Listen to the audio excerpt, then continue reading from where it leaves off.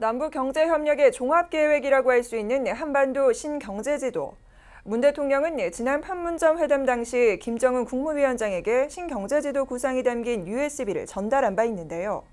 오늘 회담을 통해 북미 관계가 새로운 시대로 접어들면서 신경제지도의 현실화도 더 가까워질 전망입니다. 유동현 기자입니다. 남북이 함께 투자하고 이익을 공유해 남북 상생 시대를 꿈꾸는 한반도 신경제지도. 동서해와 접경 지역을 H형태로 이어 남북은 물론 동북아 전역으로 경제권 확장을 목표로 합니다. 동해권은 에너지와 자원, 서해권은 산업과 물류, 접경지대는 환경과 관광을 중심으로 연결하는 세계 경제벨트가 축이 됩니다. 세 가지 벨트의 핵심 사업은 교통의 토대, 즉 남북 간 철도를 잇는 일입니다. 철도 연결은 북한의 경제개발 10개년 계획에서도 강조된 만큼 신속하게 논의가 이뤄질 것이란 관측이 많습니다. 실제로 정부는 지난 7일 그동안 북한의 반대로 번번이 무산됐던 국제철도협력기구 정회원으로 가입하기도 했습니다. 유라시아와 유럽행 철도 노선 운용을 위한 자격을 갖춘 만큼 앞으로도 철도 사업은 탄력을 받을 전망입니다. 남북은 이달 말 동해선 경의선 철도와 도로 연결을 위한 분과회의도 열 계획입니다.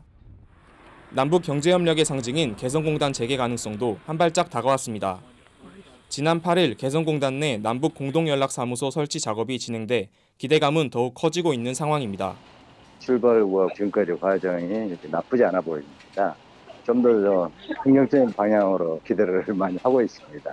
그럼 어찌됐든 지금 대북 제재가 존재하고 있고, 오늘 회담한다고 해도 바로 그게 풀리는 건 아니잖아요. 그건 이제 우리 정부가 이제 열심히 노력해서. 국제사회로부터 제재 등 산적한 과제들이 많지만 협회 측은 북미 정상회담이 개성공단 재가동의 분기점이 될 것이라 보고 사업 재개를 위한 준비에 박차를 가할 계획입니다.